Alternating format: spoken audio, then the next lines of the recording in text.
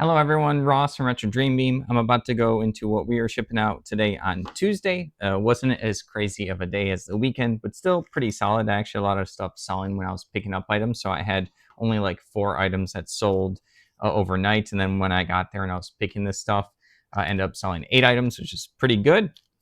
Better than 4. All right, so the first thing right here is Clash for a Continent scenario book right here. This is going to be like a little scenario book for like a military war game. Get a bunch of these like war game bits and pieces. People will still pick up the like rule books, the little chit tokens, and this particular scenario book. Haven't sold this Clash for a Continent board game before, so this was like new for me listing. Only sold for $9, but plus shipping.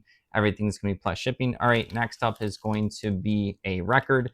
Got a bunch of like a couple hundred of records for free like a year ago. We don't know anything about records. I know there's a lot of money in records. Some of them did sell for like 20 to 40. Most of them are going to sell for, this one sold for $9.59. So we have Voice of the Sea. They were all in like pretty decent shape for their age. There's still going to be a little bit of wear on like the sleeve right here and on the back. Don't know anything about this one, but I was definitely going to deal with the records for free. It's not something I would normally do because I have no knowledge base of it. I'm just young enough where I wasn't around for records. But yeah, this sold for $9.59. So yeah, that whole collection of like 200 or so records was literally about to go into the trash. All right, next up, so we saved them and been selling them slowly to people that are going to appreciate them, listen to them, and collect them. Probably for these lower end ones, they're probably listening to them because they're not like the worst condition, but for the sleeve, but they're also not the best. All right, next up is going to be, was this a combo order? Was this, no, this is 2 different people. This is super interesting. So these are going to be miniature bases. These are metal ones. They're like 2 inches by 1 inch. So you use these as the bases for like cavalry for this particular size. So they're going to glue on a miniature onto the base. They'll probably put some flocking on it, which is like grass, rocks, sand, whatever they want to do with it, mud, dirt, fake stuff, like all that. They can do a lot of different things to make a miniature pop. Sold a lot of 90 of these, end up selling for $16.22. It was just weird because right before that, a lot of 70 of these, I got these metal bases. They're like, what was their size? 3/4 inch by 1 inch. So I'm not too sure what game uses that. I want to take a guess that it's gonna be like Flames of, no, not Flames of War, probably some kind of like military game. But yeah, it's a bunch of these. There's 70 of them. This sold for $16.22. I got a bunch of these metal miniature bases. I think I did a video where I unpacked a bunch of like basically like some bulk collection purchases I did. I just showed you guys like a box or two, and those were in one of them. So like people do pick up the bases because they need them for their miniatures.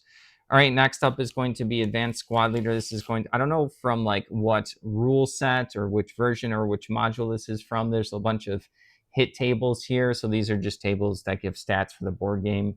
There's like a kill table. There's some vehicle movement table here. So it's just one of these sheets right here, a bunch of different tables. Like I said, this is like comes in like the big box. Avalon Hill makes this, but the Advanced Squad Leader is going to be a super popular little wargaming game. And then there's a bunch of modules. You pick a scenario, use those like cardboard like firm boards I've sold before.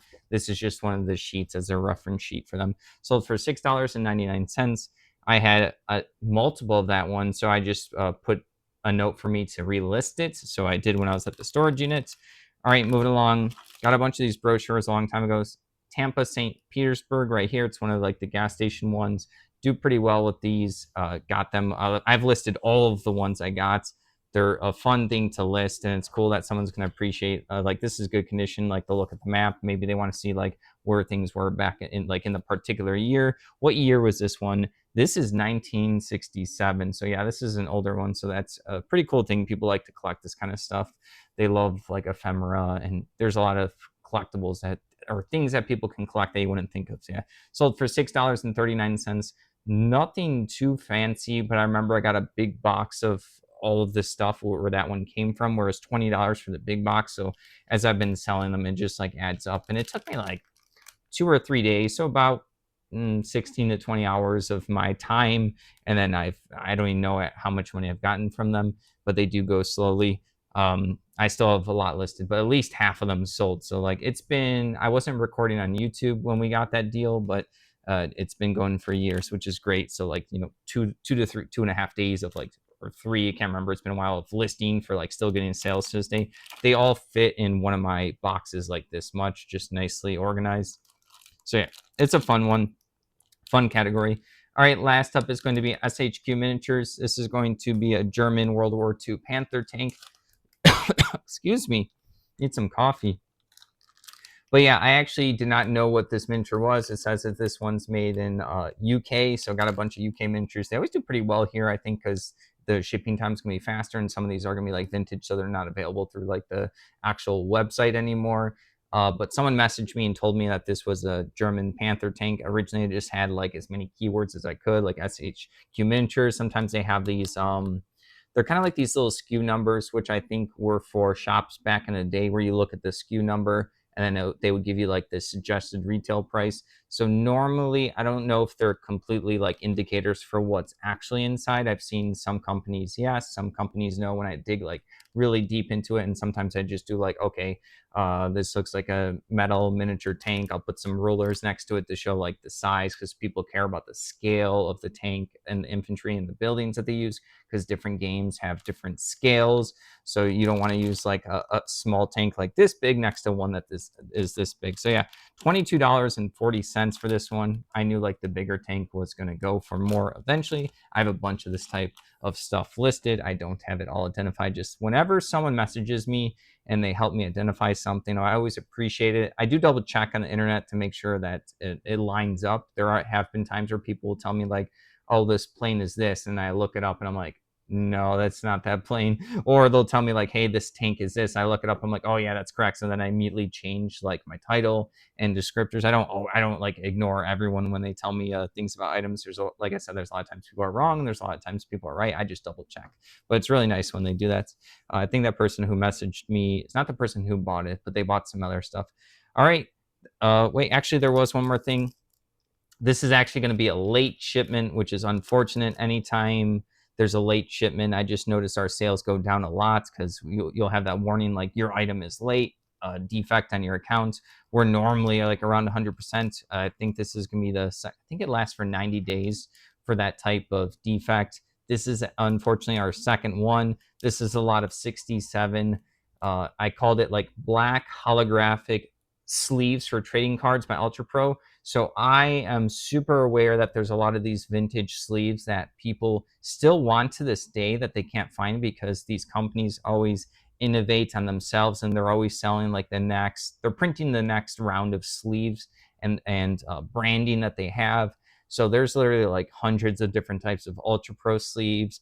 There's even like different dragon shields. There's just different timings of this, and to know it is just like really niche information. But I know this particular holographic, it's almost like oh, do you remember like the Scholastic books back in the day? You would get like stickers and stuff, and you kind of move it left and right. It's not lenticular, but it has that kind of like shiny holographic wave to it. You probably can't see, unfortunately, in my holding it right here, just because the camera probably won't be good enough. But these are really sought after when someone hasn't played a trading card game in a while, like they might have played in the early 2000s. They get into the trading card game now and they go like, oh, I want those holographic sleeves, or I want those sleeves with this specific art. And then some people end up not buying them because they're more expensive, because they're rare now at this point. And then sometimes other people are like, oh, don't care, like 67 sleeves, my deck's I want my cool holographic sleeves from 2004, 2008. I want it. And then they spend up. So I think this was only $10 or $12, but for like, these were technically used, very good condition. These were used. These were housing some other cards that I got in a different collection. So I was like, oh, I knew that these sleeves were going to go for a little bit of money. So like $10 to $12 for a pack of 67 sleeves is technically a lot of money. There are other packs of vintage sleeves I've sold before for like 20, 30, 40. 40's probably been the max, but I know there are rare ones out there. All right. That's everything. Thank you for watching. Don't forget to like the video and subscribe to the channel. Hope everyone's having like a good start to their week so far.